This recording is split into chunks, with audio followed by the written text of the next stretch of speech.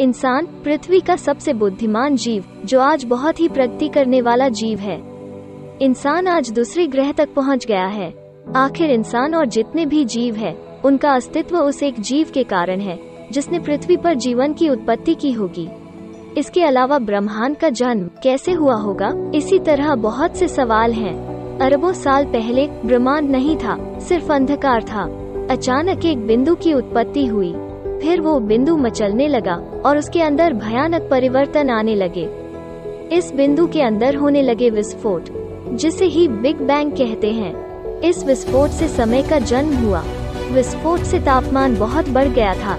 जब तापमान कम होने लगा था, तब आकाश गंगाओं का निर्माण हुआ। उन आकाश गंगाओं के बीच दूरी बढ़ती जा रही थी, यानी फैलने लगा, जो आज तक फैल रहा है। इस समय हमारी पृथ्वी एक बड़ा चट्टान था, जो गर्म लावा के समान था। उसके बाद एक ऐसा समय आया जब पृथ्वी पर लगातार छोटे छोटे चट्टानों की बरसात हो रही थी। यह प्रक्रिया लंबे समय तक चलता रहा। इसके बाद चट्टान के विशाल गोले ने ग्रह का रूप ले लिया और इस ग्रह का अपना चांद भी बना। यह वही ग्रह है जिसमें हम रहते हैं। अब पृथ्वी का तापमान थोड़ी कम हो गई, जिससे काफी समय बाद पृथ्वी पर ठोस सतह बन गया। अब करीब कुछ अरबों साल बाद फिर से उल्का पिंडों की बारिश होने लगी, जिसके साथ पृथ्वी पर पानी आए। अब पृथ्वी पानी से भर गया था। अब फिर से एक बार उल्का पिंडों की बारिश हुई, लेकिन इस बार जीवन की पहली कड़ी जुड़ने वाली थी।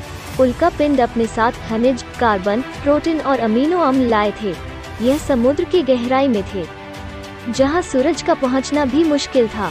हम नहीं जानते कि ये कैसे हुआ था। किसी प्रकार से उन सारे मिनरल्स और केमिकल्स ने आपस में क्रिया करके जीवन का बीज बोया और यहाँ जन्म हुआ एक कोशिकीय जीव। यह एक प्रकार के बैक्टीरिया थे।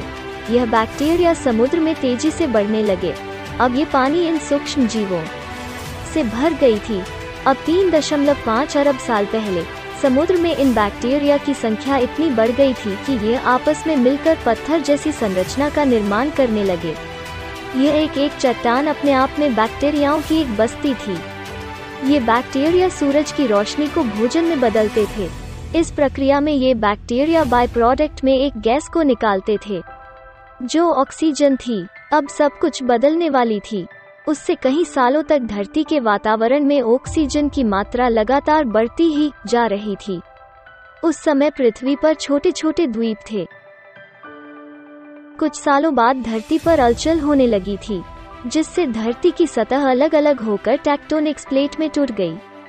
कई सालों तक इन प्लेट के मूवमेंट के कारण आपस में जुड़ गए और एक सुपरकॉन्टिनेंट का निर्माण हुआ। इस समय पृथ्वी का तापमान 30 डिग्री था। करीब 75 करोड़ सालों के बाद यह सुपर कॉन्टिनेंट 2 भागों में बढ़ गया, जिससे धरती के लावा बाहर आने लगे और उससे निकलने वाली कार्बन डाइऑक्साइड वायुमंडल में फैल गई। अब पृथ्वी कार्बन डाइऑक्साइड के बादलों से भर गया था।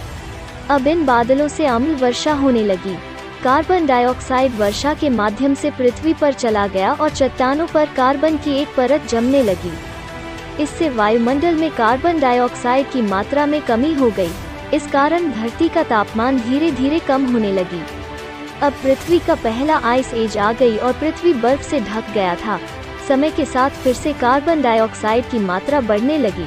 जो बर्फ थे वे धीरे धीरे पिघलने लगे। धरती का तापमान फिर से सामान्य हो गई। आज से करोड़ों साल पहले वो जीवाणु जो समुद्र में थे, वो ऑक्सीजन के कारण अब कई एक कोशिकीय जीवों में बदल गई थी। अब समुद्र में कई पौधों वो छोटे छोटे समुद्री जीवों में विकसित हो गए। उसके कई सालों बाद पृथ्वी पर एक ओजोन परत का निर्माण हो रहा था, जो सूरज के अल्ट्रावायलेट किरणों को रोकने वाली थी। अब धरती पर प्रथम स्थलीय जीव छोटे छोटे शैवालों का निर्माण होने लगी। समुद्र के एक कोशिकीय जीव टिक्टुअलिका नामक एक मछली, जो अब समुद्र से बाहर आने का निर्णय लिया और समय के साथ यह धरती पर ज्यादा देर तक रहने लगे। धीरे धीरे इनके अंगों में परिवर्तन होने लगी। करीब 1 करोड़ सालों बाद यह जीव अब पूरी तरह जमीन पर रहने लायक हो गए थे, जिन्हें टेट्रापॉड्स कहा जाता है। यही वो जीव थे जो आगे चलकर डायनासोर, मैमल्स, बर्ड्स और इंसानों में बदलने वाले थे। इसी तरह पृथ्वी पर जीवन की उत्पत्ति हुई। अगर यह वीडियो आपको पसंद आया तो लाइक और शेयर करें। जय हिंद।